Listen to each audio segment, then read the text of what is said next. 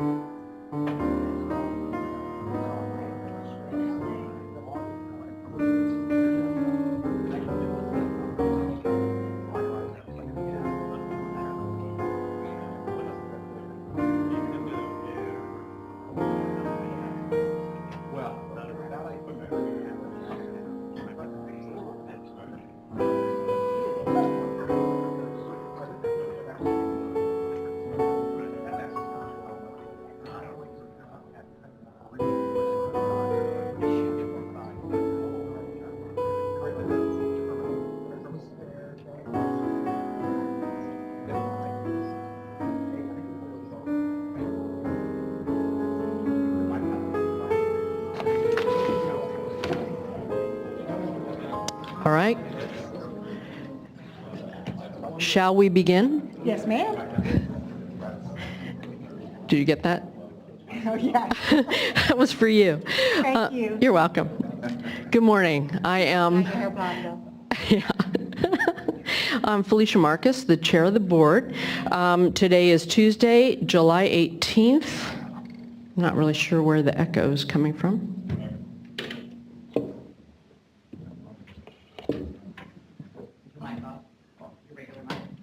All right, sorry.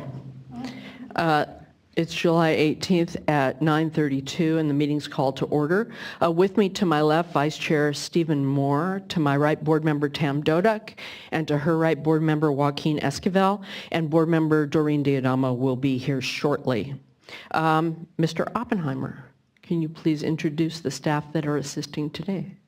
Sure. Morning. To my left, Acting Chief Counsel Phil Wiles, and Jonathan Bishop is in Tulare County today at some meetings, and assisting the board is Janine Townsend and Courtney Tyler. Great, thank you.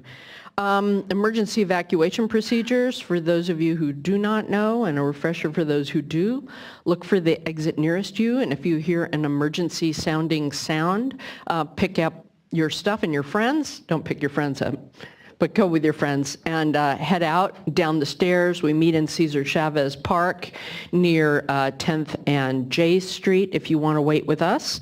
And if you need assistance, someone will help you to a protected area. Don't use the elevators.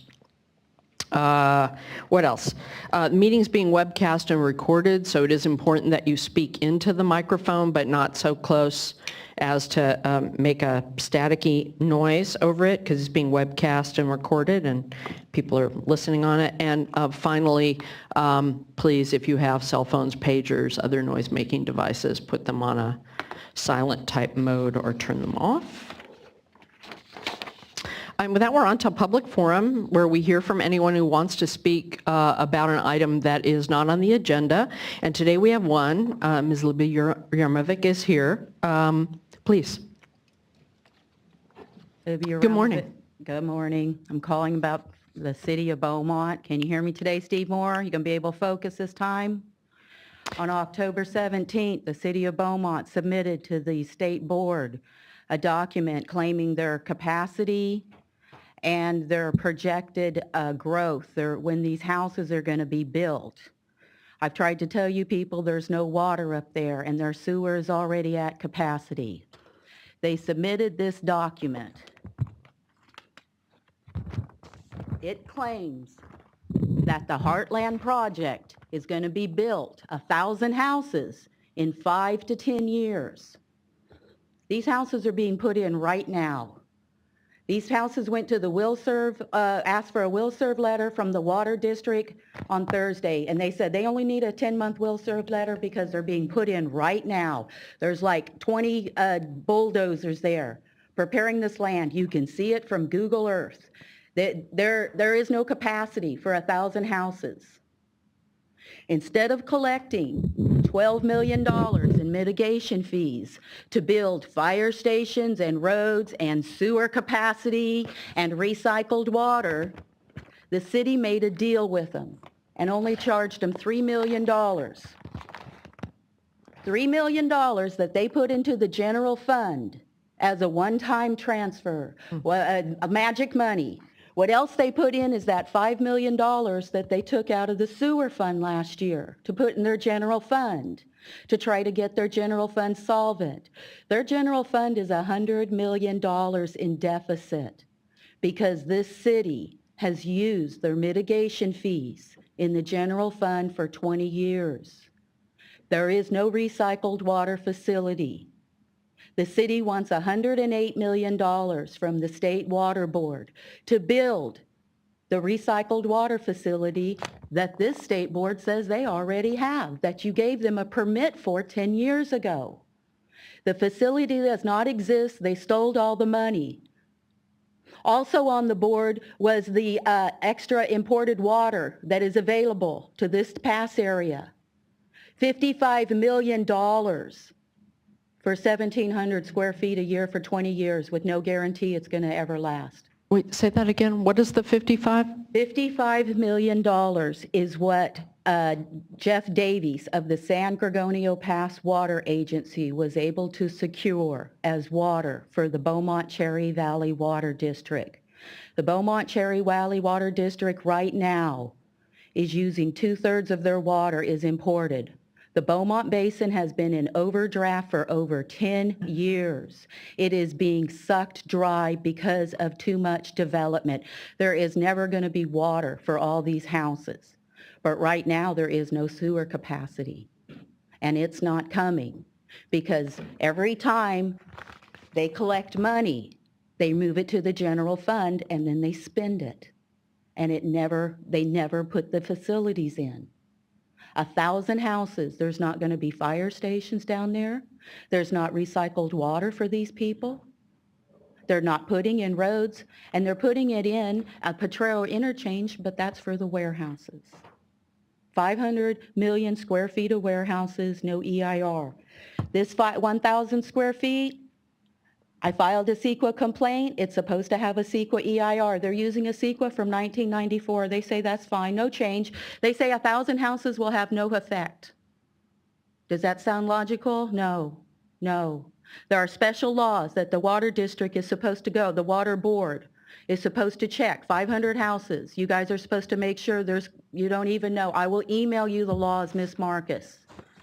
You hooked up with a bad city. They are using your documents to say that they have recycled water and a $50 million sewer plant to try to get more bond debt and to try to get bank loans. That's called bank fraud. It's a big, big deal. Here, bud, you can add that to the plate. Thank you.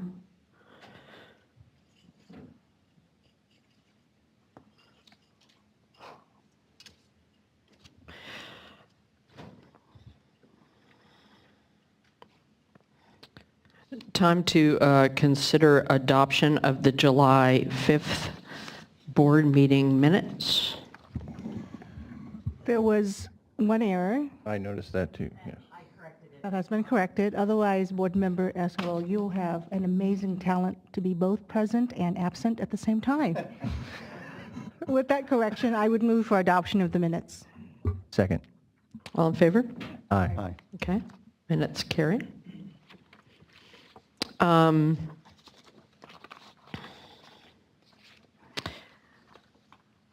Hydrologic conditions. Hello, Ms. Riddle.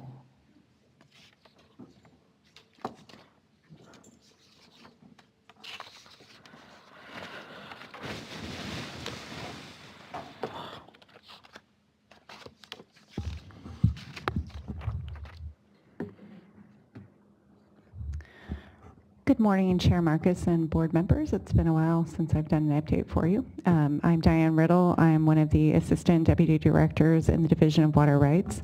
I have a rather short update for you, as I'm sure you'll imagine. We haven't experienced many changes in our hydrology since the last update.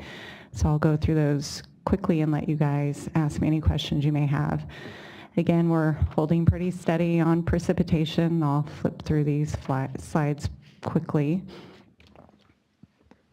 On the reservoir storage level, CDEC is currently down, so these are a little dated. I did check the project reservoir, Shasta Reservoir, Lake Oroville, Folsom, and San Luis Reservoir.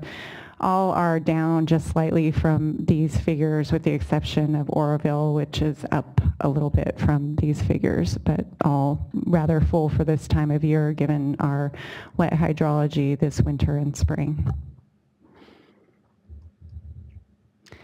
These are updated figures. We also have been reporting to you as requested on Cachuma Reservoir and Diamond Valley. Again, not much change from the last update. Cachuma is about half full, and Diamond Valley is about 88% of capacity. And an update on the percentage of the state that remains in drought. We still have the southern coastal areas of the state in abnormally dry or moderate drought conditions. And this will be the last time we have this slide for you. There is no longer any snow, so no need to report on the snow water content information. The snow has essentially all melted. So we'll just continue in this slide until it starts snowing again. And with that, the only other thing I was going to add is on Sacramento River temperature issues. Things are going well this year. We expect to have temperature control throughout the season. We're maintaining temperatures even with the heat, so things are looking good on that front. Again, it's been a very good hydrologic year, so there's not a lot to talk about, but I'm happy to answer any questions you may have. Thankful for small favors. Big favors? Anything else? Thanks very much. All right, now on to the main event, item number 3. I realize we have a relatively short agenda, but it was my judgment that it was better to get this done and do it as opposed to loading it onto a multi-item agenda. So it's important enough to have its own meeting.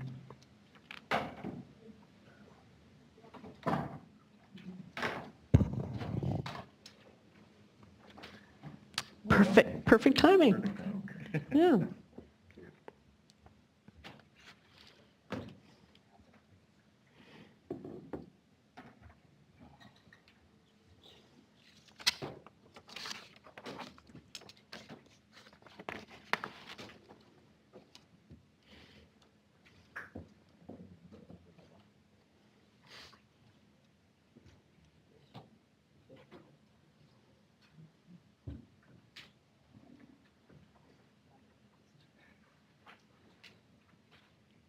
Hello, team. Okay. Good morning. I'm Darren Paulhamus, Deputy Director for the Division of Drinking Water. With me here, I have to my left Kim Niemeyer, our Chief Counsel Assistant on this. To my right, Connie Mieterhofer, who is actually in Division of Water Rights now, but started this, so wants to see it through to the end. Zach Rounds, our lead staff on it, and Mark Bartson, our supervising engineer over this project as well. So today, we're going to present to you the first MCL approved by this water board since the Division of Drinking Water, the drinking water transferred to us from CDPH. So a good start, I believe, to get started on. Zach has a presentation where we'll run through a bit of history and so a summary of the main comments that we got. And then certainly we're interested in hearing what the public has to say as well as the board members. So, and with that, I'll have Zach begin. All right, thank you. Let's see. Today's public hearing is to adopt a resolution for the proposed regulations for 123 TCP, including a maximum contaminant level, a detection limit for purposes of reporting, a best available technology, and regulations for the substitution of organic chemical sample results. The resolutions also adopt the initial study and mitigated negative declaration for the CEQA analysis performed as part of the rulemaking process. Following the conclusion of the public comment period back in March and April, the Regulatory Development Unit began compiling and responding to comments, and a draft of those comments and the responses are now posted for review on our website. Following the adoption of the regulations, staff will complete the response to comments, the final statement of reasons, and other necessary documents before submitting the rulemaking package to the Office of Administrative Law. The current anticipated effective date of the regulations is October 1st, 2017. This presentation will include a description of the proposed regulations, and then we'll follow with some of the more common public comments and our responses to those comments. So the primary purpose of the proposed regulations is an MCL for 1,2,3 trichloropropane of 5 parts per trillion. In accordance with Health and Safety Code Section 116365, we base this on the technological feasibility of available analytical methods and treatment capable of detecting and treating to less than 5 parts per billion, the economic feasibility of monitoring and treatment to the state of California, the protection provided to public health at 5 parts per billion of a theoretical cancer risk of less than 1 in 100,000, and the public health goal of 0.7 parts per trillion. The proposed regulations also add a detection limit for purposes of reporting, or DLR, for 123 TCP of 5 parts per trillion.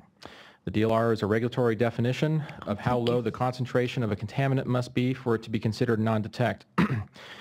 Analytical methods to detect 123 TCP down to the proposed DLR of 5 parts per trillion have been used for over a decade, and numerous labs certified for those methods are available statewide. The regulations will establish granular activated carbon, or GAC, as the best available treatment for the removal of 123 TCP. GAC is already in use in some water systems for the removal of 123 TCP and successfully removes 123 TCP to less than the proposed MCL of 5 parts per trillion. Water systems interested in using alternative technologies to the BAT, including blending, may be allowed to do so provided that the technology meets applicable standards, as BATs are not a mandatory type of treatment. Also added is required public notification language and language for the annual consumer confidence reports regarding the health effects and common sources of 123 TCP. Finally, the regulations will include the ability for water systems to grandfather existing water quality data collected two calendar years prior to the effective date of the MCL to count as part of the required initial monitoring for 123 TCP. The regulations require that requests be made in writing to the district offices, and that the substitutions may only be for similar quarters within the year, such as April through June 2016, substituting for April through June 2018. Additionally, only 3 of the 4 quarters of required sampling may be substituted. At least 1 sample must be collected during the initial monitoring period.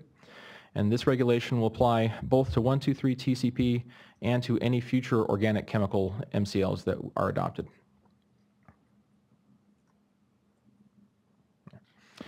So the State Water Board received nearly 500 comments during the public comment period. The majority of comments supported the proposed regulations and did not suggest any changes. We did receive some comments suggesting changes to the regulations or requesting direction to staff, and the following comments were either submitted by more than one commenter or are considered to be of particular interest. Some commenters submitted a request for a compliance period similar to the hexavalent chromium compliance plans in Health and Safety Code Section 116431 and as established by Senate Bill 385. Under such a compliance period, a water system not meeting the 123 TCP MCL would not be deemed out of compliance with that MCL so long as they continue to work towards compliance under an approved compliance plan. The response from State Water Board staff is that this change is not necessary for 123 TCP. GAC is neither a new nor novel technology, and cost and implementation issues similar to hexavalent chromium are not anticipated to arise for 123 TCP. Additionally, allowing a water system to remain in compliance while serving non-compliant drinking water may be confusing to customers when they are notified. Therefore, there is no proposed change to regulations.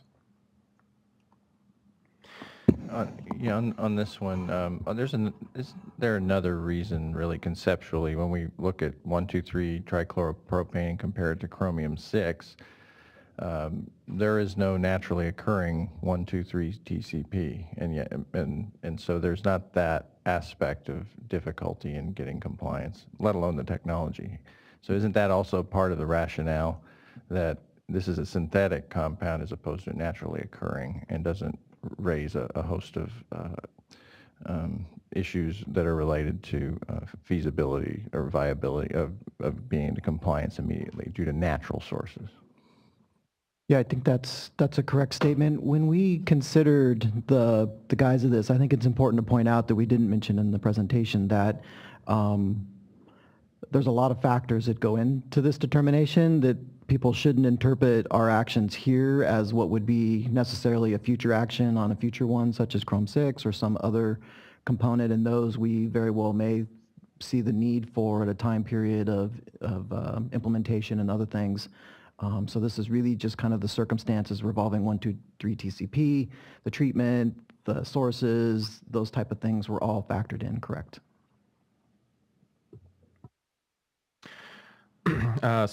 Some commentators stated that they would like blending to be included in the best available technology table or otherwise approved as treatment in regulation, and that blending criteria should be included in the regulations. So blending is already allowed for approval for treatment of 123 TCP. Just because a treatment technology is not listed in the BAT table does not mean that a water system can't propose that technology or treatment method and receive a permit if that treatment is viable and successful for that water system. As for blending criteria, blending is highly site-specific and variable for each water source, and regulations that remove the necessary flexibility from both water systems and the district offices would not be appropriate. So therefore, there are no proposed changes to the regulations. Some commenters said that the cost of 123 TCP treatment will disproportionately affect small, poor, and rural communities, and that disadvantaged communities may find treatment difficult to afford. We agree that existing data shows that 123 TCP contamination has a serious impact to small rural communities, some of which are likely disadvantaged. The Division of Financial Assistance will be available to help those water systems with funding programs, and the Division of Drinking Water District offices often provide technical assistance to water systems. Further, the Health and Safety Code recently had additions to better enable the process of consolidation between water systems. We also anticipate that some communities whose members rely heavily on bottled water may be able to offset some costs through less use of bottled water after the treatment is installed. During the public hearing, one commenter stated that the amount they pay every month for bottled water and that amount was more than our estimate of the monthly cost to a small system after installing treatment. As a result, there are no proposed changes to regulations as a result of these comments. Some commenters suggested that the State Water Board should in some way address and support cost recovery of compliance costs from potential responsible parties. Oops, there's my blank page. Sorry. The proposed regulations were developed without taking cost recovery into consideration, largely due to the inability to know what the outcomes to water systems and the responsible parties would be, and water systems do not need regulations to specifically allow them to engage in any recovery activities. Any actions that the State Water Board may later take to assist or direct cost recovery are outside the scope of these regulations, and we made no changes to the regulations as a result of these comments. It barely shows up. One commenter stated that the State Water Board should have performed a cost-benefit analysis similar to how the United States Environmental Protection Agency prepares their drinking water standards. Unlike the U.S. EPA, the State Water Board is governed by Health and Safety Code 116365, which does not instruct us to perform a cost-benefit analysis nor any other method the U.S. EPA uses, but instead to consider economic and technological feasibility when setting the MCL as close to the public health goal as possible. There are no proposed changes to regulations as a result of these comments. Finally, one commenter stated that the State Water Board should have considered Water Code 13241's requirements with regards to wastewater treatment plants and the economic impact to wastewater treatment plants as a result of the 123 TCP MCL. We do not believe it was necessary to consider the factors in Water Code Section 13241, but also note that many of the considerations, such as past, present, and probable future beneficial uses of water, for example, were considered. The protection of municipal use, the most sensitive beneficial use of water, was considered as it was the driving motivation for the adoption of the MCL. And there are no proposed changes to the regulations as a result of these comments. Additional information on 123 TCP and our proposed regulations may still be found on the following two websites and should be easily found by doing a web search for the words SWRCB and 123. That's like a song. It is.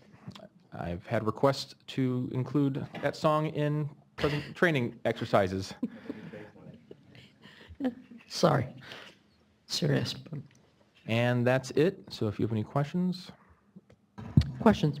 Yeah, from an engineering standpoint, the treatability of 123 TCP interests me, and the fate and transport of TCP in the environment.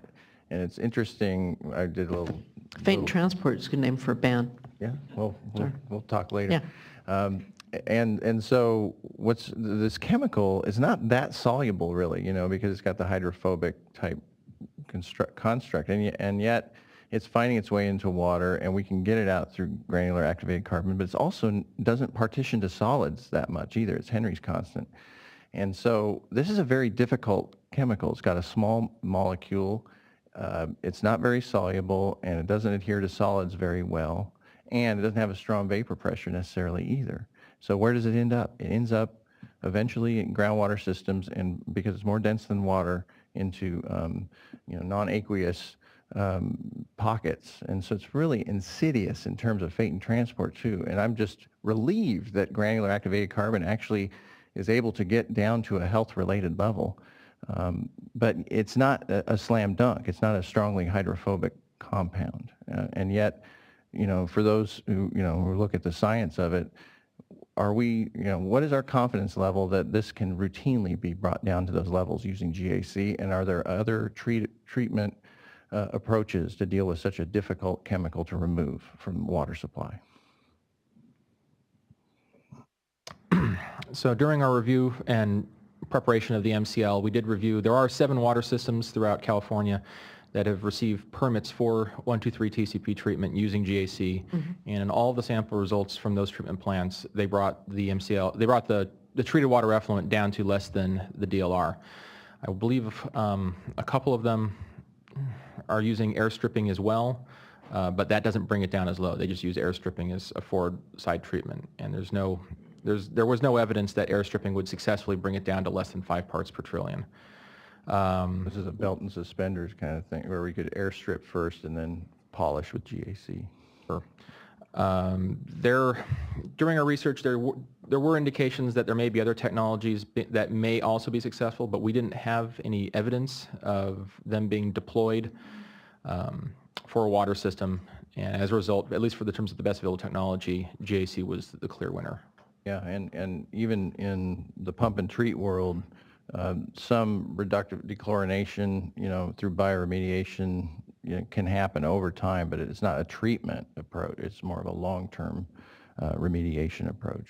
Again, very difficult chemical to get back out once it's in. And, The one thing I would add, I remember talking to several folks, and that so it is likely to cause a changing of the carbon quicker. It is, as you say, a small, slippery chemical. So while carbon is good at it, it would probably, for people that already had carbon in place for something else, it'll probably drive that they have to replace their carbon base faster to some extent.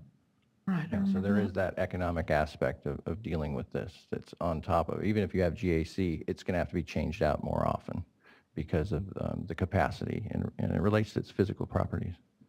All right, thank you. At least it's not hexachrome. Other questions before we go to public comment? Okay, we have a number of public comments. I'm going to read them in batches of 3 so that you can get ready to come on down. We can set it at 5 minutes. We have the time. Generally 3 is enough, but I'll go ahead to 5. Recommend 3. First, I have Don Ortega from the California Mutuals, followed by Brad Coffey from the Metropolitan Water District of Southern California, followed by Dorothy Rothrock from the California Manufacturers and Technology Association. Good morning. Good morning, Chair Marcus and members of the board. My name is Adán Ortega. I am Executive Director of the California Association of Mutual Water Companies. We were here in April to voice our support of the 5 part per trillion MCL for 123 TCP.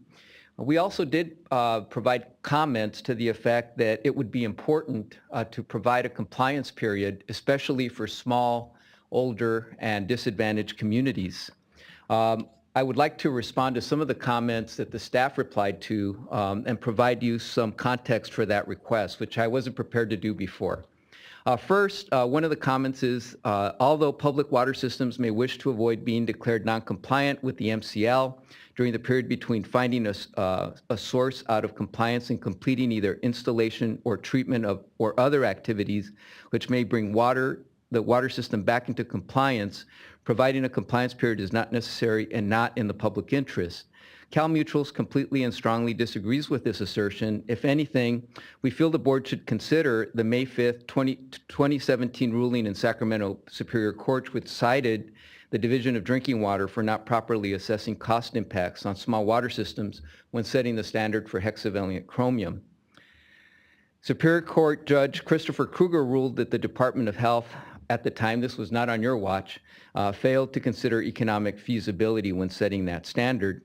The proposed regulation for 123 TCP, especially for smaller water systems in disadvantaged community, tracks some of the same cost factors. Those factors include affordability, cost of treatment, delays inherent since it was brought up in the state's ability to issue grants and provide technical assistance before the standard takes effect. In other words, lawyers are not going to distinguish between this and a hexavalent chromium because there's identified responsible parties. And, the culprits of this contamination are going to have to go through the court process before even the small systems can recover the cost for that treatment. In the response to comments, it was also noted that the State Water Board's Division of Drinking Water District offices provide technical support to water systems, and funding opportunities are available through the Division of Financial Assistance through loans and grants. I want to compliment the board because a lot of progress has been done on this front, but things are not perfect in this context. Cal Mutuals has made a concerted effort to refer its members to the division's technical assistance program. In the year alone, we've referred nearly a dozen applications for technical assistance. In no instance has their response to those requests resulted in completion of a project including activation of a treatment plant within the period that it would take for this regulation to go into effect. And one particular instance that I'd like to cite is that beginning in November 2016, the Maywood Mutual Water Company number 1 that provides water to a disadvantaged community, who many of you know, was assigned assistance through the division through the California Rural Water Association, CalRural. CalRural was to help the company navigate the rigorous process to process a permit in the operation of a manganese treatment plant that was partly funded by a state grant. CalRural subsequently contacted the general manager of the company with a notification that all work to apply for that permit would cease because the funding for the task had been exhausted. And so here we are, more than 6 months after. It's a manganese treatment plant, which is far simpler than what we're talking about today. And these people in Maywood are having to drink imported water, paying 3 times the cost because they can't activate their treatment plant and because the technical assistance program wasn't sufficient to help them. Now, we have great hope in the state's program in providing technical assistance to small and disadvantaged communities. We represent many of them, but we have a ways to go. And so we hope that you will give extra consideration to the compliance period. Thank you. Thank you. Okay. Oh, thank you. Oh, hi, Mr. Coffey. Mr. Coffey, followed by Ms. Rothrock, followed by Jonathan Nelson from the Community Water Center. Thank you. Morning. Good morning, Chair, members of the committee. My name is Brad Coffey. I'm with the Metropolitan Water District of Southern California, and we supply water to 26 member public agencies who then in turn serve 19 million residents of Southern California. Metropolitan supports the numeric limit for trichloropropane. Our written comments on the draft rule have focused on allowing a reasonable implementation schedule. As a regional provider of water to Southern California, Metropolitan Water District has been called upon time and time again to assist when contamination affects local supplies.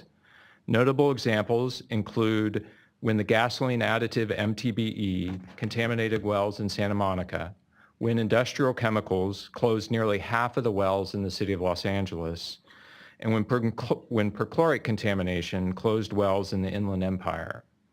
As then, we stand ready to support Southern California in providing safe water for all residents when the TCP regulation is finalized. However, not all agencies affected by TCP have an alternative water source available.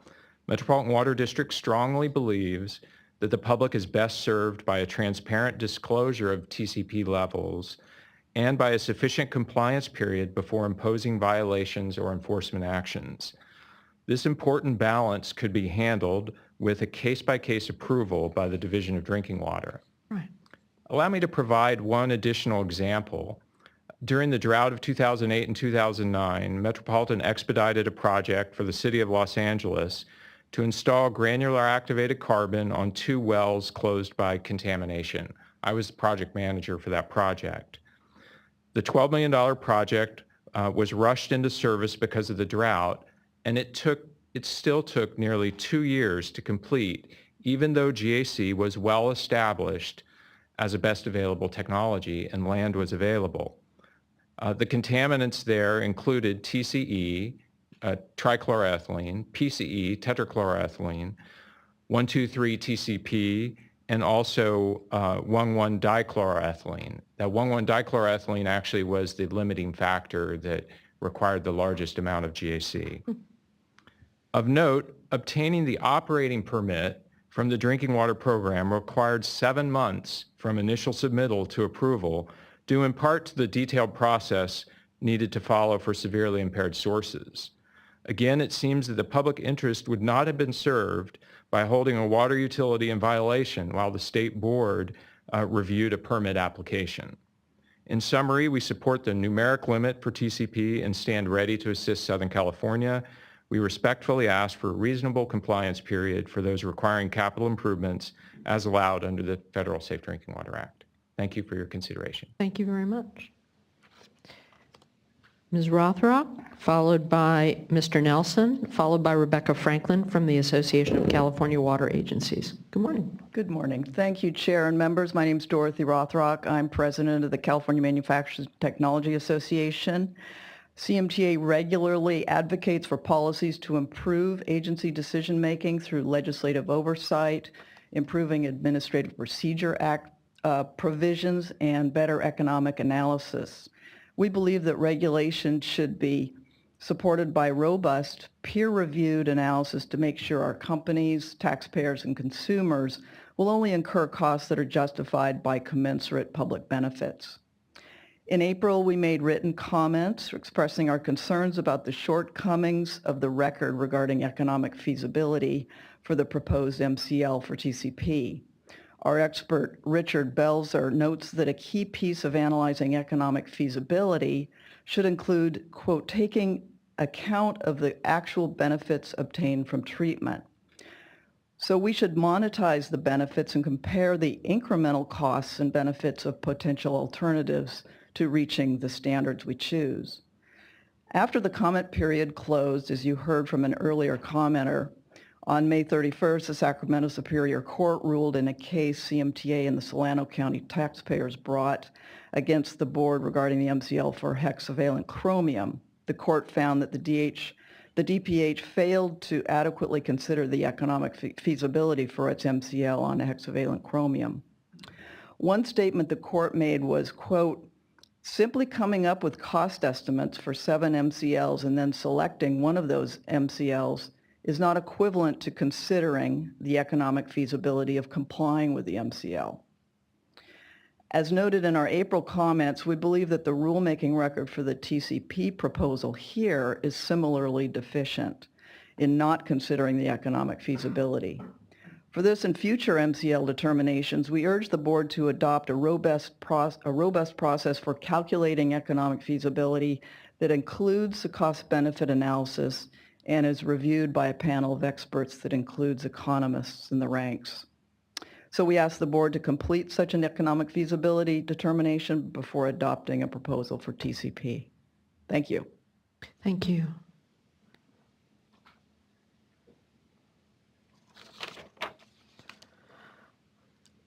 Morning. Mr. Nelson, followed by Ms. Franklin, followed by Andrea Ventura from Clean Water Action.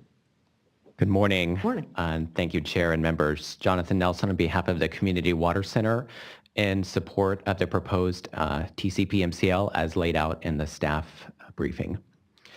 I will try to keep my testimony short. Since this process has begun, you have heard from many advocates, but more importantly, you have heard from many impacted residents who have shared their stories and have advocated for themselves and their families and their communities, trying to secure something that most of us have the luxury of taking for granted, safe drinking water. The state of California has known about the dangers of 123 TCP for decades. The time has come and is long overdue to pass the action proposed today, which is to adopt the proposed MCL at 5 parts per trillion.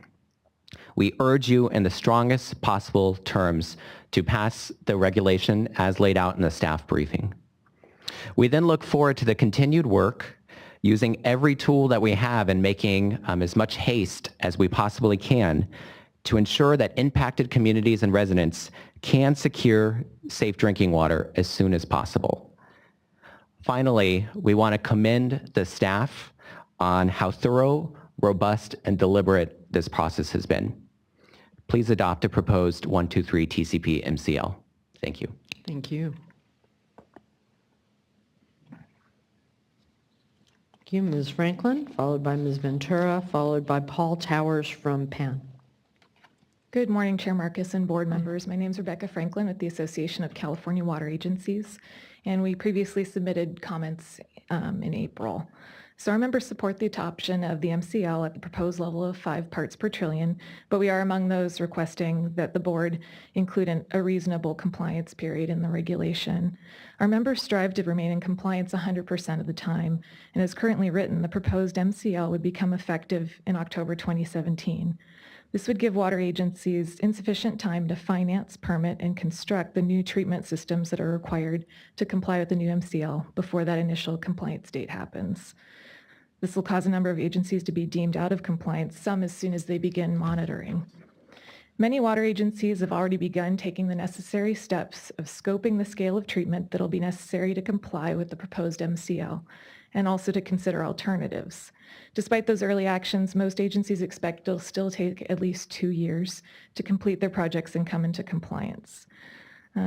Mr. Rounds noted that a compliance period could create confusion among the public, but our members would argue that being considered in a state of non-compliance actually creates confusion and distrust among the agency's customers, right at the same time that the agency needs to be performing a number of public processes in order to finance and construct the required treatment systems.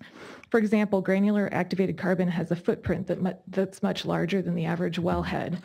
Many water agencies have wellheads located in residential areas, and so those agencies will need to go through some kind of land acquisition process in order to construct these treatment facilities.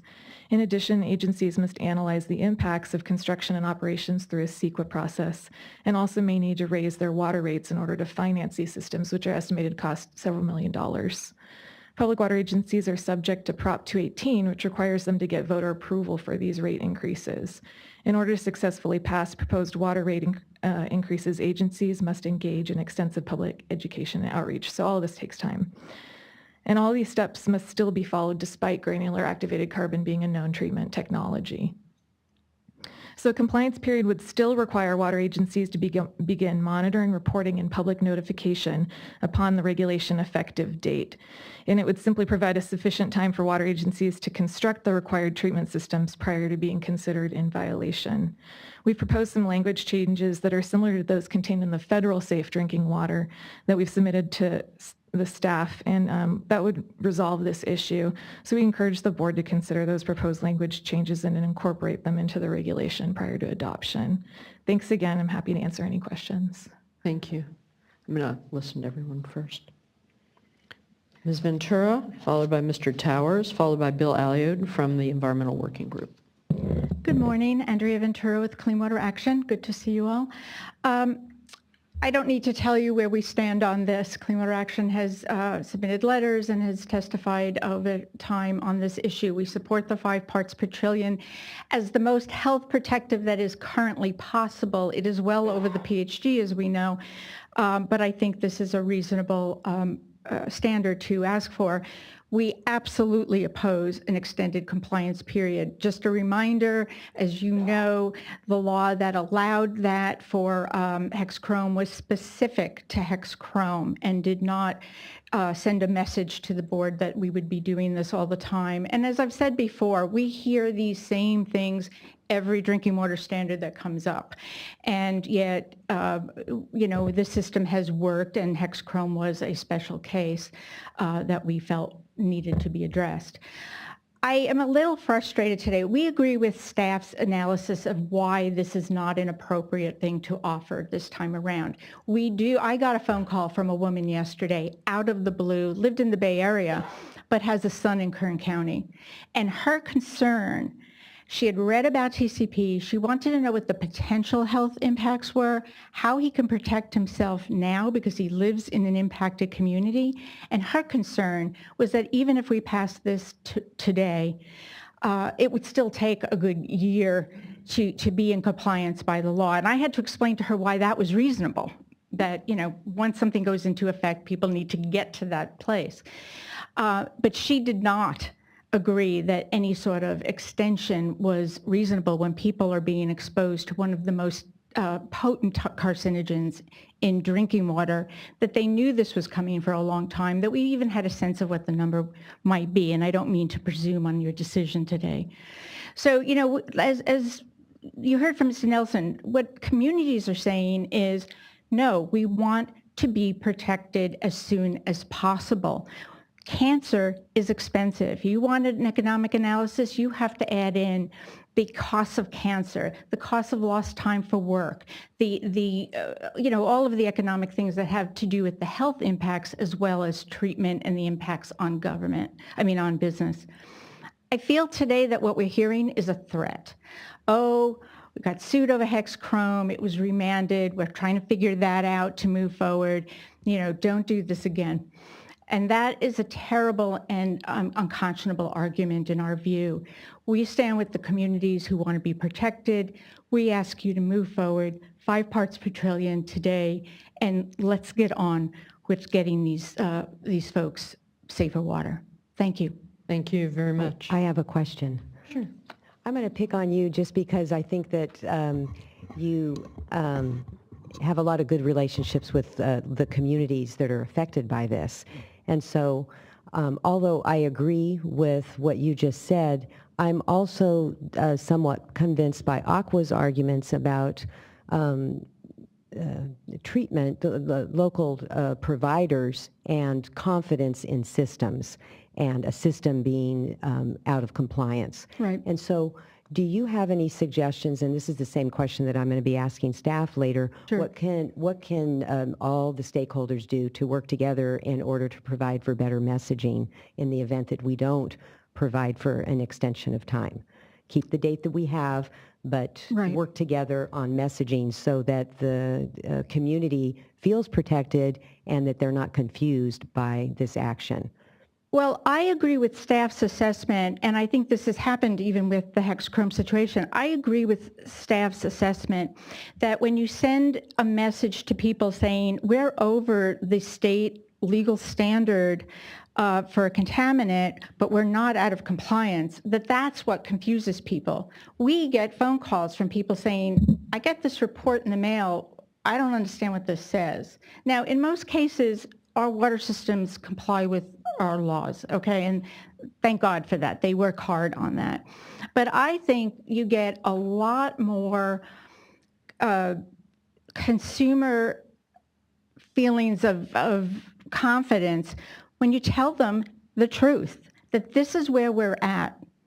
This is what's in the water. This is what we're doing about it. But yeah, we haven't met that standard yet. And, a lot of these organizations also have public relations people that know how to do this better than we do. But I'll just give you a very brief example. It's a different contaminant. I live in the Santa Clara Valley, and we have a perchlorate problem in the southern part of the valley. Private wells, right? The first meeting the water district had to tell people about that was a very difficult one for them. People were panicked, people were worried. And then they came to the table. And it's been the most successful working relationship between the community, the water district, the regional board, and even the responsible party. But there was no soft soaping of it. It was, here it is, this is what it can cause. Eventually we got an MCL on it, this is what we have to do. And they have worked towards solutions. So I think, my honest answer is you don't fool around with your messaging to the public. You're honest. Sometimes you're going to get people, because we get them, where we're actually defending water systems saying this is how it works, But you have to start with, this is where we're at. This is the reality. This is a carcinogen. What I told this lady yesterday is her son's community, and I looked up his CCR, and there it was, is affected. This is a potential carcinogen. Maybe until they come into compliance, because they're going to work on that, maybe he wants to drink bottled water. Maybe he doesn't. I don't, that's a choice. But people have to have that choice, so they have to have the truth. Okay. Actually, I'm going to build on Board Member Diadamo's question. I appreciate your answer. It was very articulate. But I'm going to push you just a little bit further in asking, given what you just said, would Community Water, Clean Water Agency, Action. I know what you meant. Community Water Center Leadership Council, will all of your organization commit to working with water agencies to help communicate, not hide the facts, but to communicate in a productive, constructive way the challenges being faced and how together those challenges might be addressed at the local level? Sure. I think one misnomer out there is that we go into communities, or when people call us, like this lady out of the blue called me yesterday, I didn't know who she was, that we are, oh my God, it's all bad, and life is about to end, and the water agencies are bad. That's not our messaging. That has never been our messaging. It has always been, this is what the potential risks are. It doesn't mean, I specifically said to this lady yesterday, it doesn't mean your son is going to get cancer, but these are the risks. There are some things he might consider doing in the interim, and he should call his water district, in fact, or his water provider, because maybe the water coming into his house is not from a contaminated well, and that may offer him some reassurance. But that he came from a town that had a sophisticated water system, that I had confidence that that water provider would be working toward that, and that we were working toward getting folks into compliance. And one of the first steps is to set a standard. And so we have always taken that perspective. We don't want to be throwing water agencies or water providers under the bus. That's not what we're about. We work with them, and they have been some of our greatest allies on keeping pollution out. I think it is disingenuous, however, to use poverty against poor communities by always saying, if we protect them, it's going to be a burden, when the communities come forward and say, we want the protections. So we're definitely I don't willing think to work with that's them. what I'm hearing from the agencies who are expressing concern. I think, and then, you acknowledge yourself, the woman contacted Clean Water Action, because of the trust and the relationship that you, as well as Community Water Center, the leadership councils, and others have built with communities, throughout, especially disadvantaged communities throughout the state. And it's that valuable partnership that I think would certainly ease our mind in terms of moving ahead today, if we knew that valuable partnership is also there to work with the water agencies to address communities' concern, to do so in a productive way. And my experience with Clean Water Action and the other agencies, yes, all of you certainly suggest that. And I think, moving forward on this, as well as other MCLs potentially down the road, that collaboration is going to be very important. I agree with you. And yes, we can commit to that, because it is important. We want communities to understand reality, not some emotional response. And so we are committed to that. We will always work with that. We did participate in a meeting with water providers in the Central Valley that staff helped organize at one point, where we heard that from, one guy was a one-man show, and he says, how do I tell this, to people? Can I have people call you? And we all said yes. All of us that were in the room said yes. So yes, we would definitely commit to that. And we should too. Yep. But Thank you. I'd like to keep moving on. Yes. That's all right. Thank you. Mr. Towers, followed by Mr. Elliott, followed by Paul Gonsalves from the city of Chino. Good morning, board members. Paul Towers with Pesticide Action Network, or PAN, and Californians for Pesticide Reform. I wanted to just echo and underscore the statements of my colleagues at Community Water Center and Clean Water Action. And I wanted to challenge the specter of litigation raised earlier by some of the manufacturers. We need to move forward with this MCL as quickly as possible. For over 30 years, PAN has worked to create a just, thriving food system. We work to lift the economic and health burdens that farmers, farm workers, and rural communities face and reclaim the future of food and farming. We applaud the board for upholding the science behind the 123 TCP decision, proposal and regulating this cancer-causing water contaminant. We support the board's proposal and urge you to move forward swiftly, to adopt it swiftly, and to swiftly implement and oppose any extended compliance period. The legacy of fumigant pesticides that I work on an almost daily basis includes Dow's Telone. These continue to threaten the air of our communities long after chemicals like 123 TCP have contaminated our water up and down the state. This is one critical step to remediate a wrong.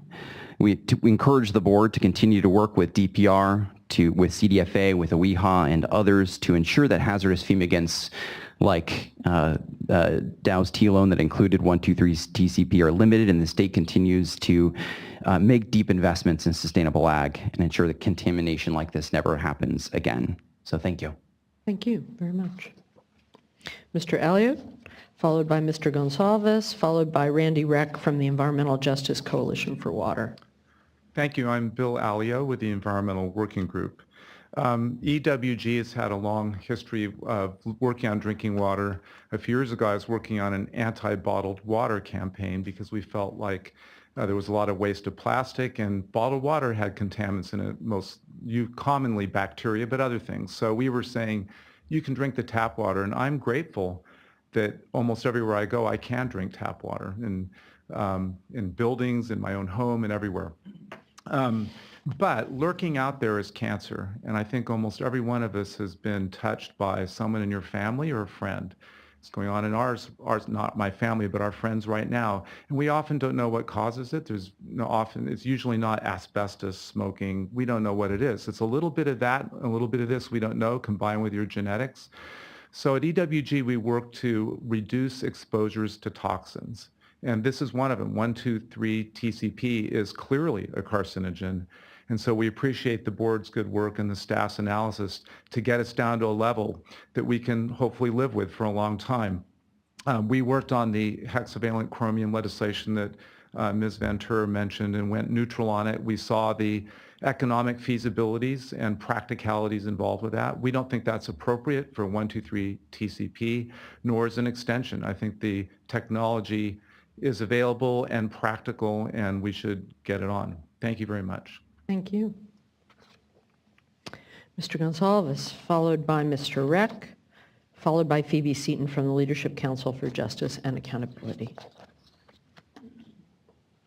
Good morning, Madam Chair and members of the board. My name is Paul Gonsalves. I'm with the lobbying firm Joey Gonsalves & Son. I'm here on behalf of the City of Chino today.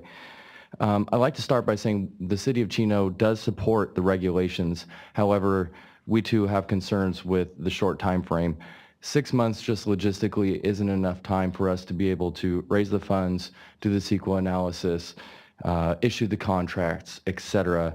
The short time frame we feel will leave us subject to lawsuits, and quite honestly, we don't feel like it will clean the water any faster. We feel like the communication with the communities, coupled with a realistic time frame, will be what's really the best for all.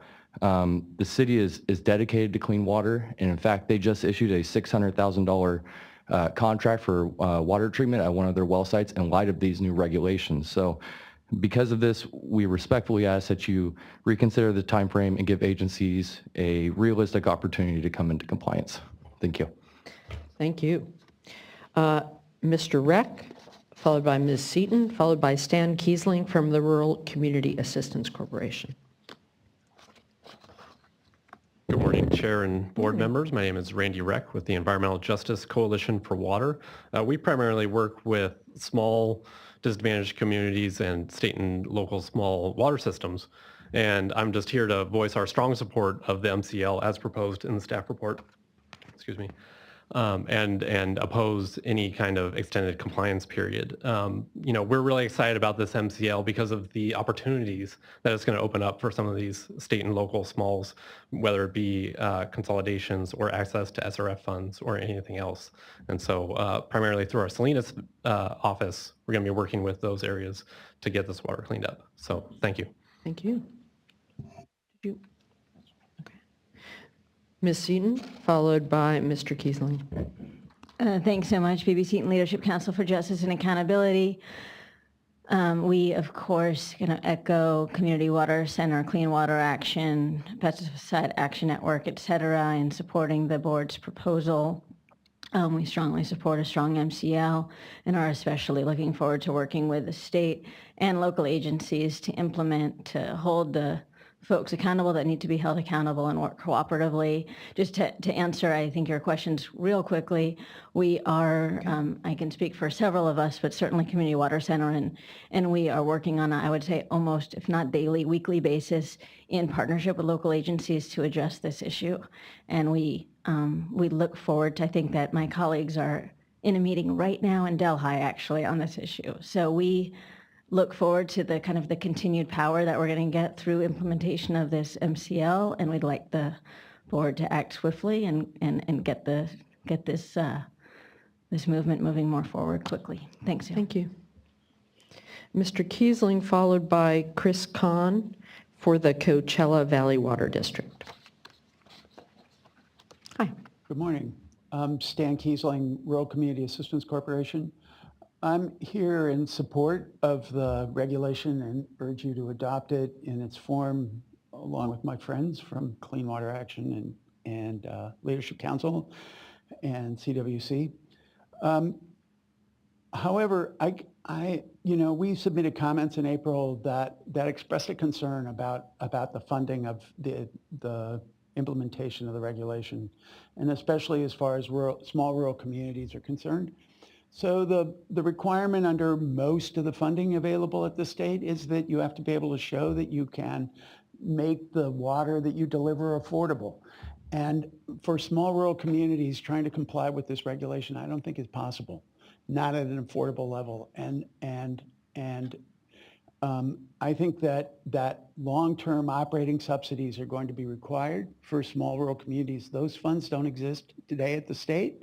So thinking about how you all begin to develop those resources and make those resources available to small rural communities, I think is very important as you go forward. Yes, sir. We have been working on that issue for years. The call will be over at the legislature. So we'll look forward to seeing you over there, too. We'll be there. We agree with you that there's a need for operating support. We'll be there, but we also, personally, I also think that taking the lead in terms of developing resources from the industry that is responsible and figuring out a way that those resources can be made available to small rural communities to be able to comply with this reg, and not expecting them to sue on their own behalf would be a great step forward as well. So just one more thought. Thank you. Mr. Khan, followed by Raul Barraza from the Arvin Community Services District. May I ask if anyone else wants to fill out a blue card? They do it now, so that we're not doing the drip drip of additional cards. That's all. Good morning. Hi, good morning. Chris Kahn, I represent the Coachella Valley Water District. I'll be very brief. I don't want to be repetitive. I just would like to associate on the record our concerns with the Association of California Water Agencies. And we too wish that and hope the board will consider an adjustment to the compliance period. Thank you. Mr. Barraza. No problem with you adding your card. I just like getting them all in batches. Sorry, I wasn't trying to admonish you. I was just making sure I got all the rest of them. I didn't know if I was going to be wide awake this morning. I had to drive all the way up from Arvin. But my name is Raul Barraza. I'm the general manager for Arvin Community Services District. Grew up in Wasco, live in Bakersfield, Kern County boy. So we know what it is to have 123 TCP in our water, and we thank you for going ahead and setting the MCL at 5 parts per trillion. 100% supportive of that. As a general manager, though, I would like to ask for a compliance extension on the time frame that you guys have submitted. We work very hard to communicate to the public what is going on, but 6 months is not feasible to have a well-designed treatment facility, and so therefore we ask for an extension on the compliance time. Thank you. Thank you. I see one more card. I'm going to cut off cards after this. Okay. Mariah Thompson from California Rural Legal Assistance.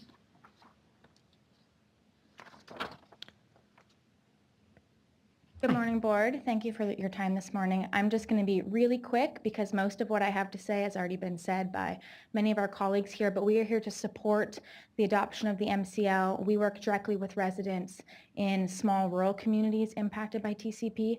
And residents are ready for it to be implemented now. They've been waiting a really long time.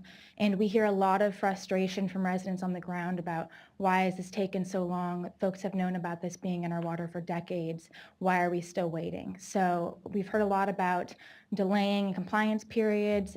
We just know the residents don't support that. They want action now. Thank you. Thank you very much. All right.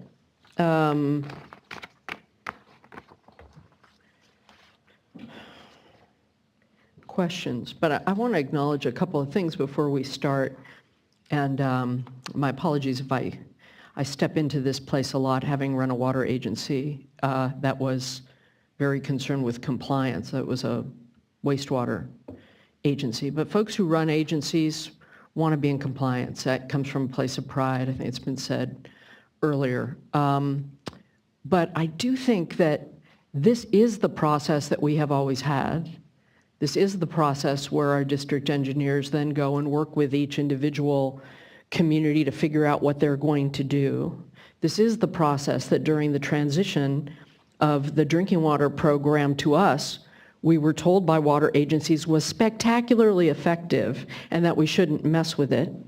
So we are following and proposing to follow the process we always follow, and there hasn't been this problem that people are worried about. Again, I understand worrying about it. I understand advocates needing to put that fear out there, but I actually think this is something that we can take care of in the normal course of business. And in fact, as a former water agency, the wastewater agency manager, this is part of the job, which is to communicate with your residents the reality of what's really happening and ask for help, whether it's from community groups or whether it's from the state.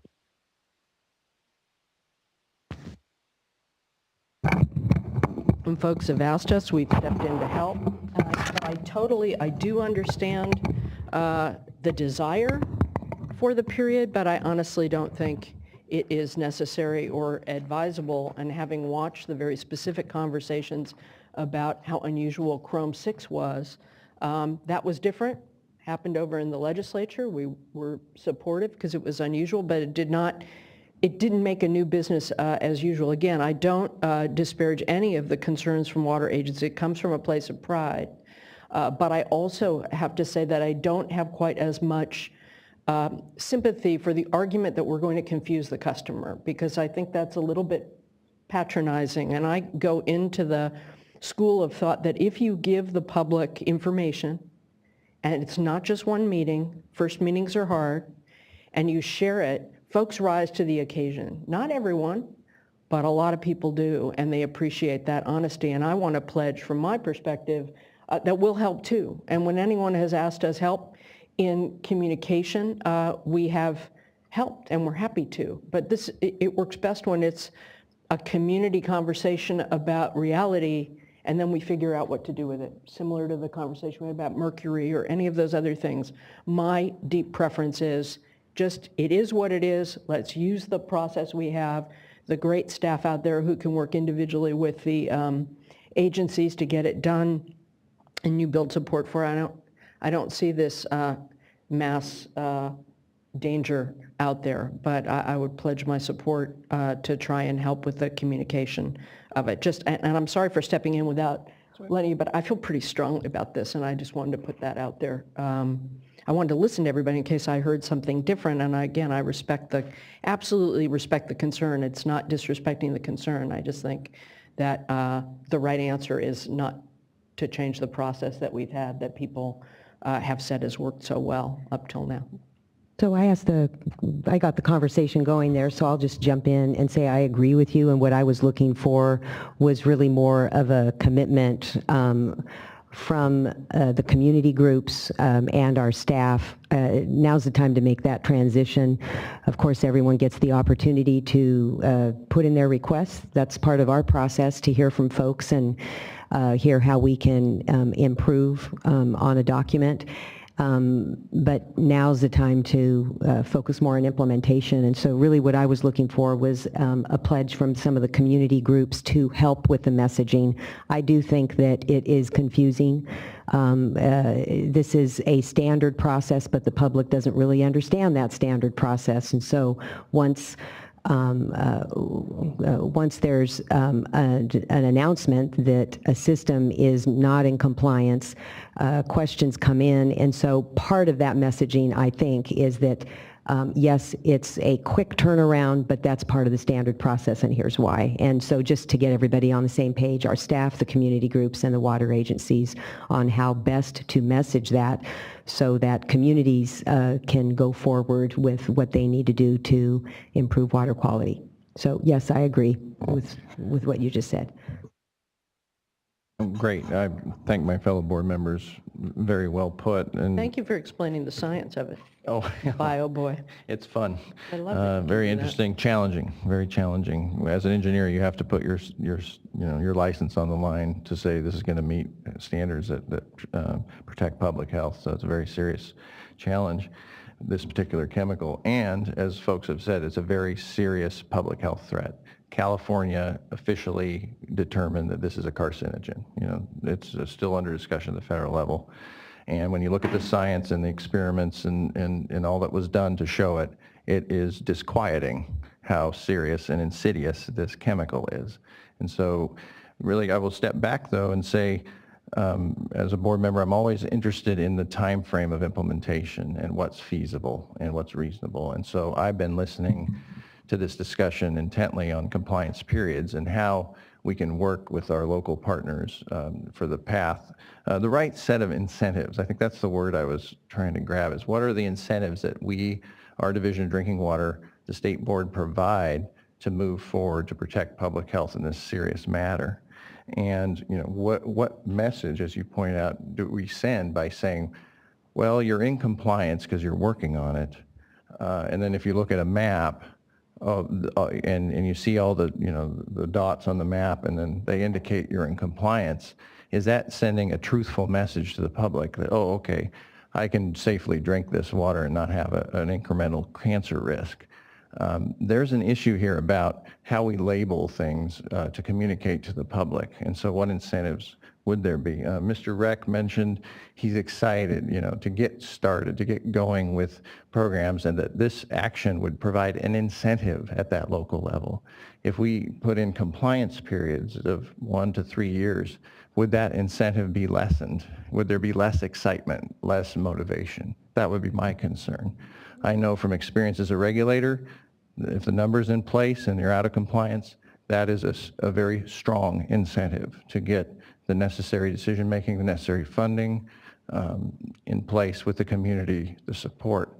If you come to the community and say, well, we're in compliance, but we've got this time period and we need, to get things up and running, so can you please vote for the rate increase, versus we're out of compliance, it's a health issue, please vote for the rate increase, or we'll have very big rate increases because we're going to have to get a different source of water. What are the incentives that we're providing at the local level to empower local leadership and partnership? And I thank my fellow board members for emphasizing the importance of a united front with the community center and other folks in the messaging to assist the locals to communicate to their customers. And what were the downsides of having a more aggressive compliance requirement that's proposed? The only downside I heard was, well, the pride thing that Chair Marcus talked about, but, that you're subject to lawsuits. Lawsuits by who? All the educated folks, interested folks that are assisting communities are standing as partners with local agents. That's what I'm seeing and hearing based on the input we've received. So if that's the only fear, I don't know that that's strong enough to make a case against what the staff has proposed. So I support my fellow board members in what the staff has recommended. First, I want to thank everyone that came out today to actually provide public comment. And I know this has been a long process, and staff as well, certainly, and all the work that has gone into this, our first MCL. since taking over the program. There's just I guess I'd make a few points and actually ask a few questions as well. I think there's two broad themes here, obviously. There's the concern about the impact to the communities, both actually on the health side with setting the MCL and making sure it's protective of public health, but then the economic side, so the affordability for these communities. And has been pointed out, we are trying to get to that issue. It is something that the board has made a priority, and we continue to try to get at how do we, because it's not just this contaminant or this constituent, it's a whole host of issues that we're facing in our communities. So how do we get to that? But I don't think it's then a call for not adopting an MCL or not being protective of public health, but it's certainly part of it. But then that leads us to the economic feasibility side of all of this and the analysis behind that. And certainly with the backdrop of Chrome 6, there's sort of this push around the way that it is conducted and any sort of vulnerabilities we might have on the economic feasibility as we do it. So the question to staff, what's the difference ultimately in the way we conducted, since this is our first MCL and the work around Chrome 6 was from a previous agency,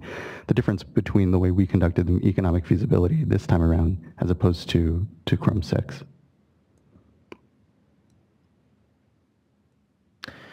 Well, in all honesty, I'd rather do even more than we were able to do in 123 TCP, but obviously the Chrome 6 decision came after our adoption here. There was very similar considerations as far as what we did associated with it, and Zach can, I guess, comment on the the different levels we looked at it. It has some similar appearances. We have, since the Chrome 6 in our contemplation added, different considerations associated with that. And, basically, as we mentioned in the comments earlier, made it very clear that an economic benefit analysis is not what the statutes of California require us to do. And therefore, it does come down to a judgment question associated with it. So I think a lot of people get lost when they look at, the costs that we break out into the different sizes. And they're such crude estimates because first, we only consider the BAT, although we believe it's the best. But a lot of communities will have cost avoidance techniques of new wells, shut that well down, funding sources that really do not go into the analysis. And so it's like this double worst case scenario a lot of times when you're looking at those numbers. And then, it is a bit of a hard question when you get to it. I think going forward, as we move into the future, we should probably do even more explanation and develop a clear guideline as to economic feasibility and what that means. But this first MCL didn't provide that opportunity, kind of due to timing. I would just add that in our hexavalent chromium analysis, we basically put forth a number, but we didn't really go into much description as to why we thought that was feasible. Obviously, the numbers are very different for TCP and hexavalent chromium. And in our analysis, we feel like we actually describe why we think that it's going to be economically feasible. We identified, which we hadn't done in the statement of reasons for hexavalent chromium, we identified the opportunities for loans and grants. We looked at other, possibilities in terms of point of use. Also, there's an exemption opportunity for small communities to get additional time that's already in our health and safety code. It's 116425, which, would give additional time. So we actually identified reasons why we thought that this would be something that is economically feasible. Great. Thank you. I will just second everything my colleagues have said and also thank the staff as well as all the stakeholders for their input today and their engagement throughout the process. I too am ready and very supportive of adopting the MCL today. And Darren, I'm particularly pleased with your last statement because I would like to support developing some guidelines to just be more transparent in going forward in terms of how the analysis is conducted, say what it is not, and to the extent that we can get, the experts identify where the expertise is if we need to look outside in order to get the additional information that we need. So I think going forward, a process to develop some guidelines in order to be more transparent and articulate. I don't know how consistent we can be given the differences in various chemicals and all that, but it doesn't hurt, I don't believe, to be more transparent in articulating our analysis. So I am heartened by your statement, and I would encourage you to follow through on that. And with that, I'm sorry, I was about to move the item. Oh, sorry. I just wanted to, it's a great point. It's also, again, important to note that the requirements for what economic feasibility is for us is, still not, and isn't what the federal standard is when a full cost-benefit analysis, the price for a single life. I think there are certainly there are benefits and sometimes downsides certainly to all the methodology that is out there, and there's no exact science, and it's hard to. The complexities, you could spend years just doing the sort of try to better flesh out what it means to be economically feasible. So I commend what staff has done, and I think it's very justifiable, certainly in the face of the evidence of the harm that 123 TCP does to these communities. But it certainly behooves us to continue to be very mindful of the complexities of the issues, and particularly on affordability. And I have just a couple more questions. To be clear, when it comes to compliance periods for MCLs, and Chrome 6 was a singular instance, and all the MCLs that were set previous to that didn't have compliance periods, correct? Or any special case? That is, to my knowledge, correct. Okay. The only other thing I could think of that would sort of add to that would be with arsenic, since we adopted the federal standard, that rollout was longer. Okay. And it took us a while to adopt. But I don't believe for perchlorate or for previous MCLs that we ever had any sort of roll-in period. And then, so when it comes to then the reality of coming out of compliance and then, someone going after a water provider and it just kind of upping the cost of compliance for them because now they're in court or they're otherwise having to defend themselves from lawsuits. What is the reality of that? Because again, wanting to be sensitive, I think, and I think this board has voiced as much, and I agree that, it makes things more complex, if you will, if you're then also defending yourself. But what is being new to the board and being new as regulator, what is the actual reality of that happening, I guess? Absent, of course, the commitments from the environmental justice groups to work with and not necessarily, use the courts as an avenue of getting to this. I'll go ahead and answer that. The California Safe Drinking Water Act, unlike the federal Safe Drinking Water Act, doesn't actually have a citizen suit provision. So there is no mechanism under the Safe Drinking Water Act for a citizen to sue their water purveyor. But that being, there was also a court case in Ring Groundwaters in 2007, I believe it was, that where there was litigation against a bunch of drinking water providers. And the court of appeal there said that it's not enough just to be out of compliance. You actually have to be told to stop serving water, because it is part of our process to continue to serve water even when that water isn't meeting the MCLs. So there are some litigation currently against cities. One is actually a RCRA case for under the federal RCRA statute against a city for hexavalent chromium.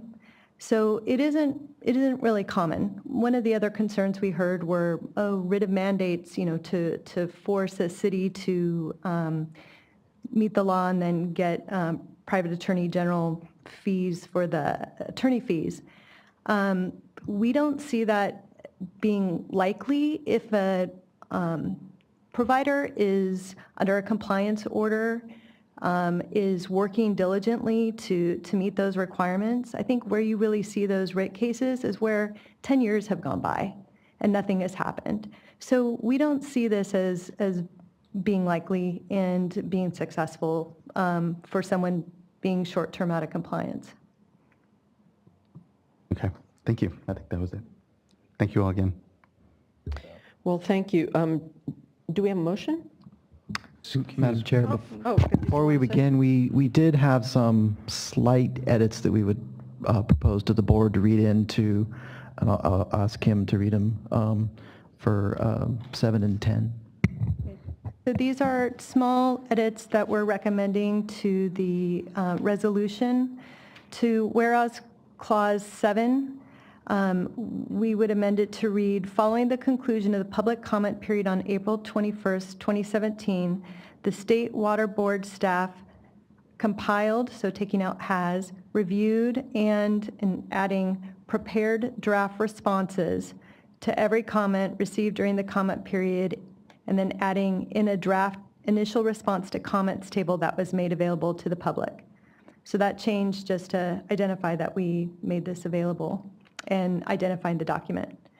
To the whereas clause 10, we would like to make a couple changes. So it would read minor modifications to the initial statement of reasons, paren ISOR and paren, and then add final responses to all comments that were received during the public comment period will be, and then add prepared to conform to action taken at the board meeting, and then contain in the final statement of reasons what it was before. So essentially adding that we'll be preparing the final responses and that they will conform to any action taken here. So just in case there's small changes that we're making to reflect comments or information. Okay, I haven't heard any changes, but No, all right. there wasn't. It's always good to be prepared, I suppose, but. So with that, may I? You may begin. Shall we right. begin? Sorry, I'm just sticking with the theme. With those amendments read into the record, I will, with great pride, That's right. move for adoption of this item. Do I have a Second. Got it?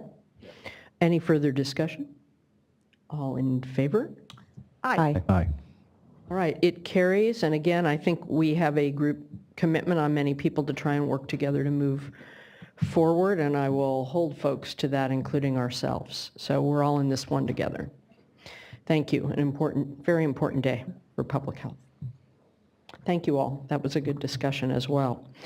Let's move on to board member reports, and I'm actually just looking at my calendar.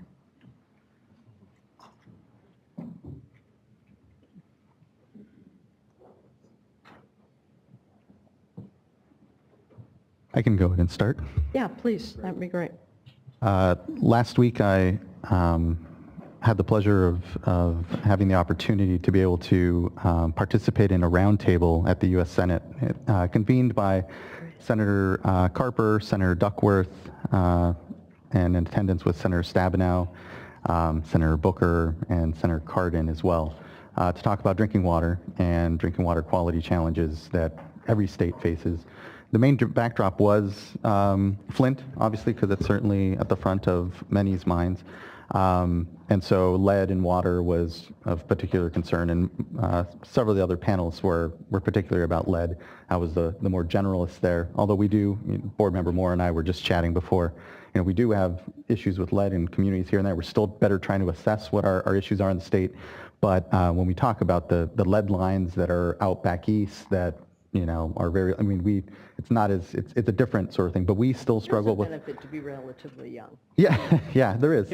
Our infrastructure looks a lot different, and again, it kind of speaks to the challenges of these water quality issues. And so it was a nice opportunity to kind of talk about what we do here at the board, the unique nature of our institution, and how fortunate we are that, we do have the Division of Drinking Water here before us. We have water quality on watershed-wide scale issues, and we also have water rights. It's a very, again, we're a unique institution in that case, and so it was a good opportunity to participate and discuss. The other part of it wasn't just the challenges we face on water quality, but funding it. So it was really trying to tie into ultimately the infrastructure discussion, and relevant to today's discussion around TCP, 123 TCP as well, just insofar as the cost to these communities.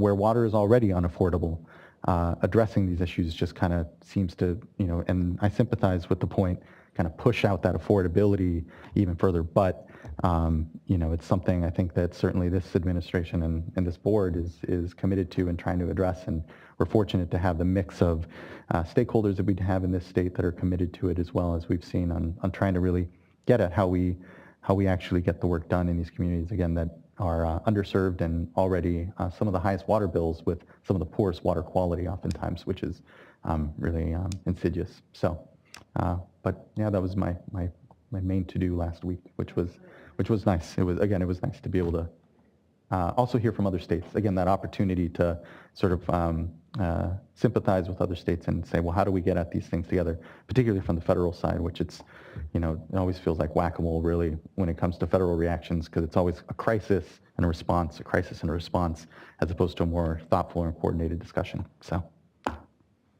yeah. I had a good financing discussion yesterday that I want to tell you about. Great. Good. Because I know you like that stuff. Yeah, no, it's... Needs your brain on it. That sounds great. Do you get a sense there was momentum and an appetite for the feds to step in some way the way they had? The Democratic senators that were there certainly are in support of trying to get additional dollars, because it's a need on funding. But they continue to point out the sort of lack of consensus as a whole when it comes to congressional action on these things. And so it's good to participate, and hopefully it helps. And I think the big point, again, is it's going to take a coalition of states to kind of band together and kind of push the federal side to do its best. And so the more that we can all come to some consensus on where the federal role is, how best to address these things, and also what are our resources, I think it's good. So we'll see.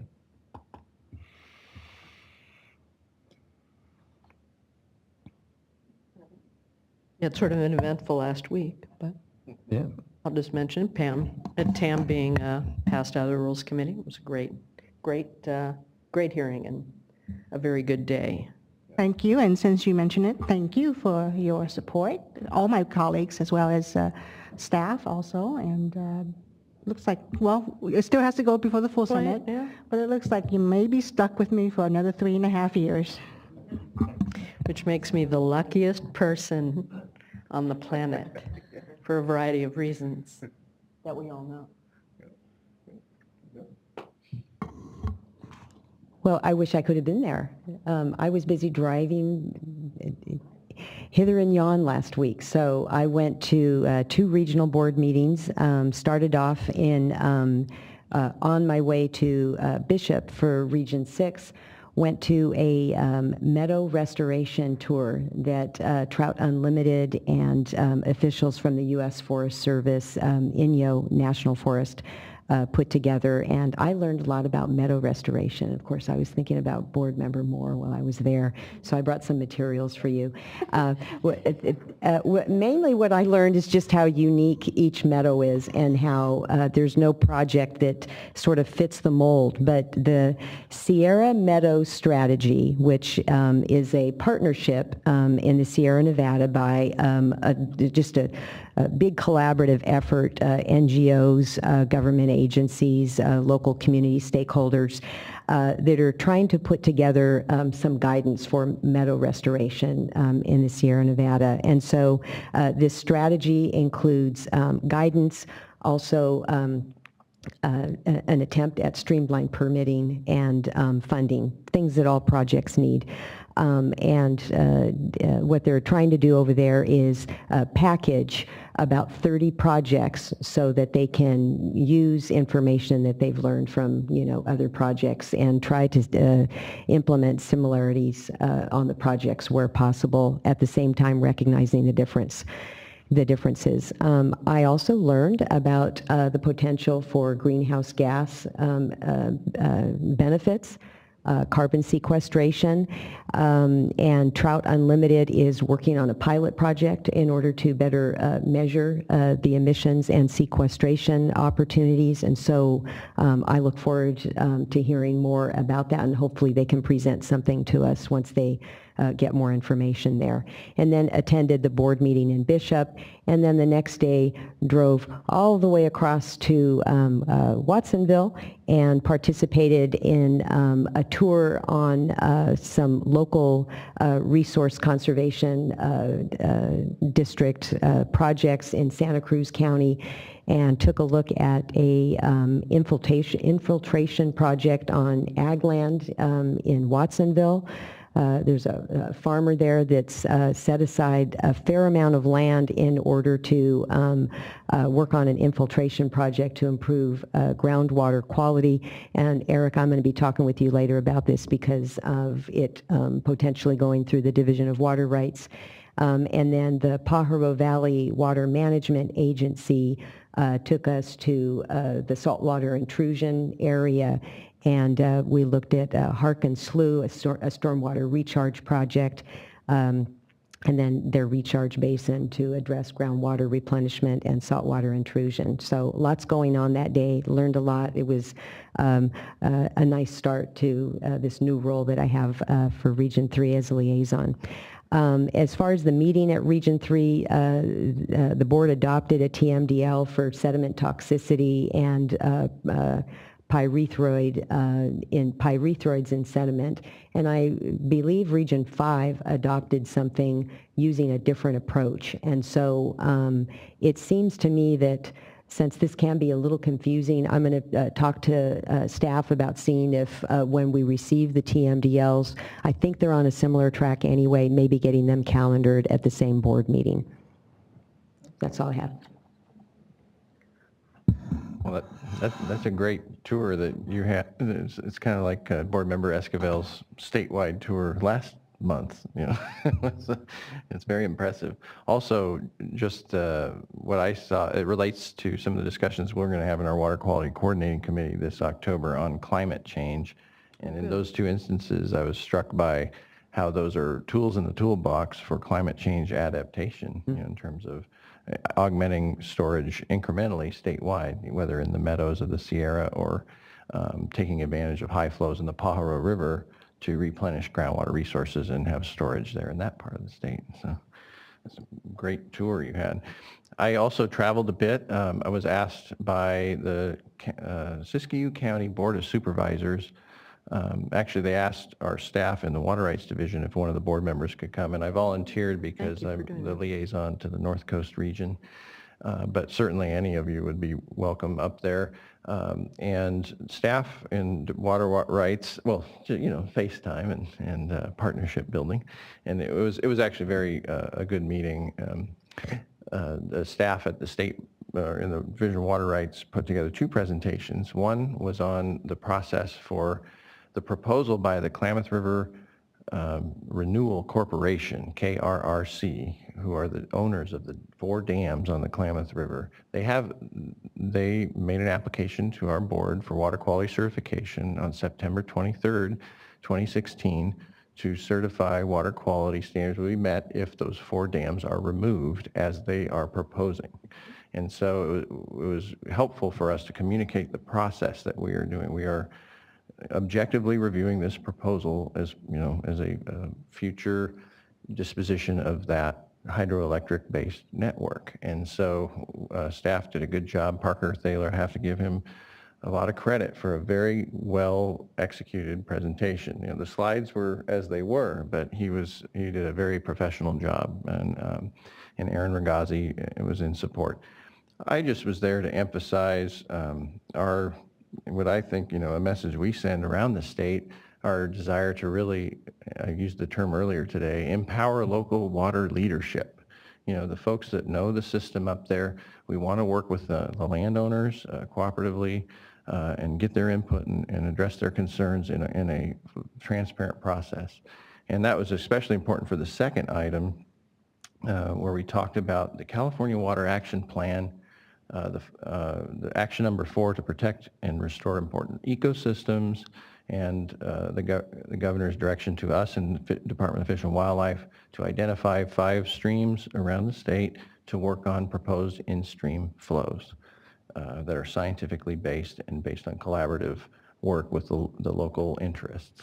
And the Shasta River is one of those 5 rivers, as you all know. And so the first step in trying to set up a collaborative approach with folks there that distrust, the state government in terms of their interaction on water rights, and we respect that. We've had a long history of the Scott River, and the North Coast Regional Board works on TMDLs up there. They're going through a process right now to update their implementation of the TMDLs. So we will always have a challenge there. But the spirit of this work is really to develop technical tools to bring state resources to help develop science-based tools, much like we did in the Scott River, which was interesting. Supervisor Hopt did note that he had more trust in the UC Davis-led, with Professor Harder's effort in the Scott Valley, the recharge and the groundwater, surface water interaction and dynamics and the science going into that. So that was good to hear from the supervisors that they're interested in science-based work. And so there still is a lot of work to be done in trust. And so Dan Worth, our staff, talked about the first step of developing the hydrologic models. I actually brought an example from the North Coast, sort of the coastal streams, and Board Member Diadamo and I have spoken about this, about Trout Unlimited's partnership with landowners along different coastal streams. And I brought that example as the idea that the premise is you work with the locals, you trust them, and you recognize there's enough water for fish and wildlife and human uses. It's just the timing. And so I reminded the Board of Supervisors that in these instances, our Division of Water Rights moves fairly quickly to do the paperwork needed to do appropriative water rights in cases where, riparian can be substituted and all uses met. And there's a number of cases, some in the Pajaro River, Mattole River, Russian River, small tributaries. There are these off-stream tank for forbearance projects that landowners and even a school in Mattole River watershed took advantage of. And then our staff moved pretty quickly to get the paperwork together. So, I brought those examples forward to say, this is the spirit of which we want to work with people, because we can give them technical tools to justify these trades and then follow up with our process at the state level.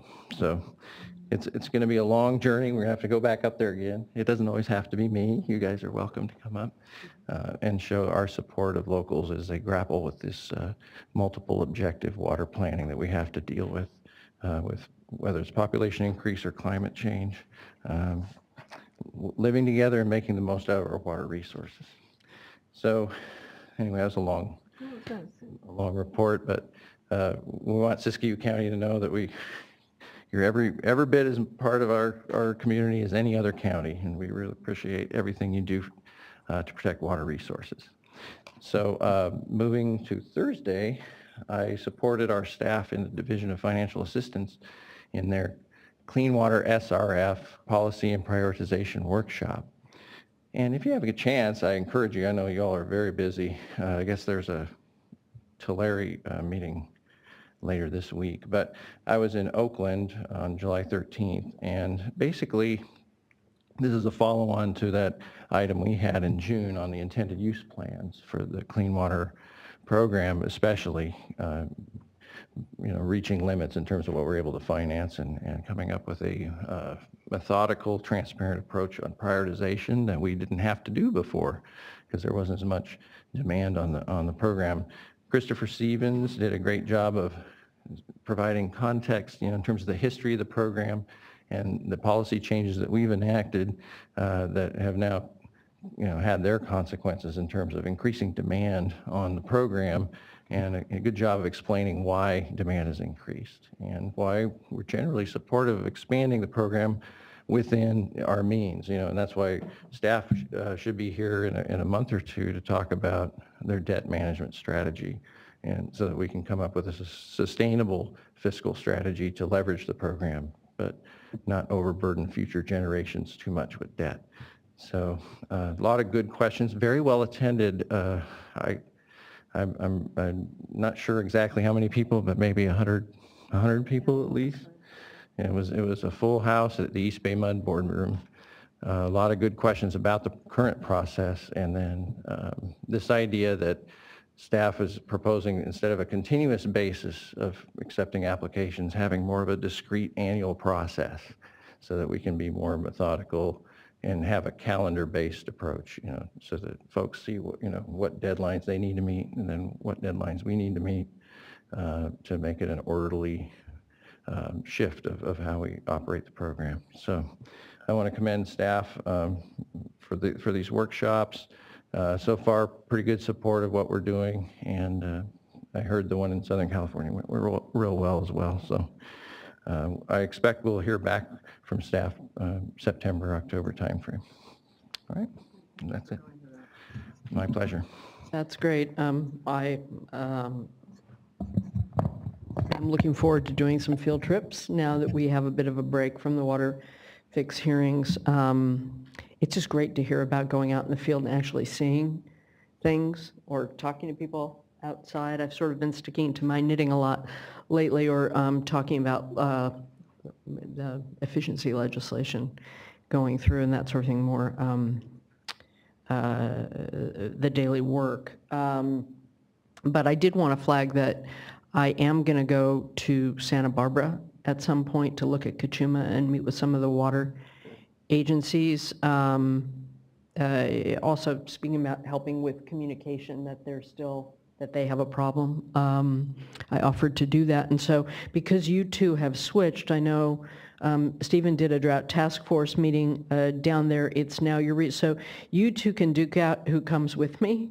And my schedule's relatively open in August. I said I would do it in August, so I just know that, let me know if you really want to do it, and then I'll work with that one person's schedule, or I'll just have Carol see what works with my schedule, and whoever can come.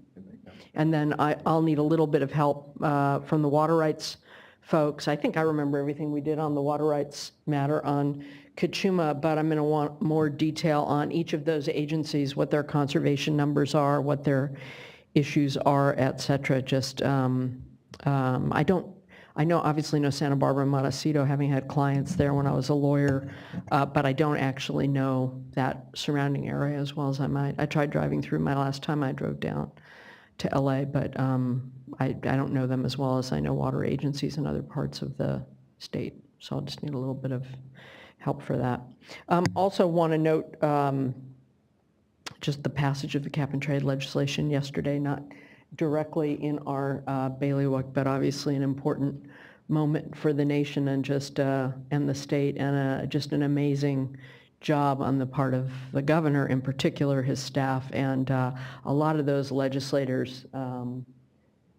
I'm sending a unicorn to Kevin De Leon somehow. He'll have to report a unicorn. That'll be fun.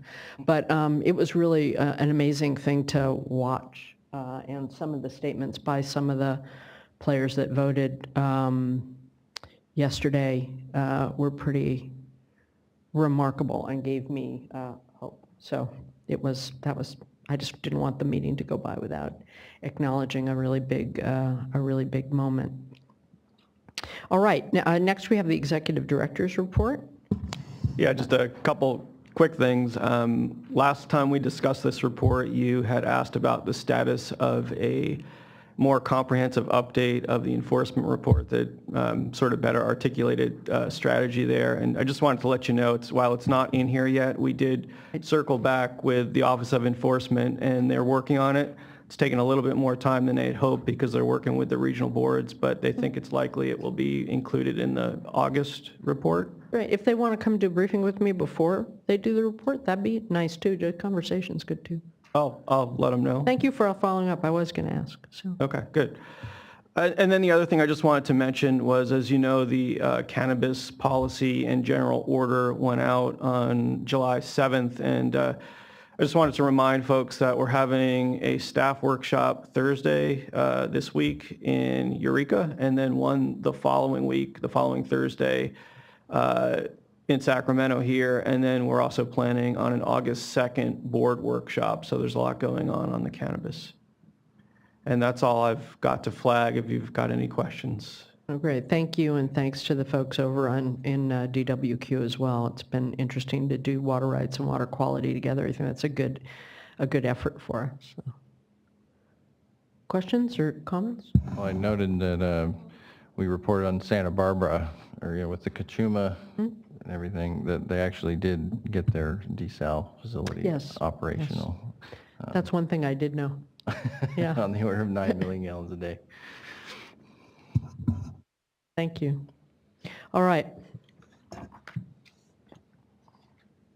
Have I missed anything?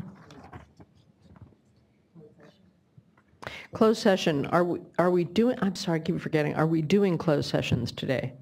Not unless Board Member Dodek has something on water fix. We don't have anything. No, I think not, but I do want to talk. There's a matter in closed session personnel that I have been asking be put on regularly on the agenda, and I checked with the person and no one's asked him to come to one. So I'm going to follow up with you, Janine, and with Michael, because it's something we're supposed to be doing quarterly and we haven't been at all. So that, I keep mentioning it, but I want to actually direct it. So I checked yesterday to see if he had it on his agenda, and he did not, which meant it's probably on me to set it up. So we'll set it, I want to set it up. Okay? Thank you. All right. With that, may I adjourn? Well then, thank you. The meeting is adjourned. Thank you all for your attention.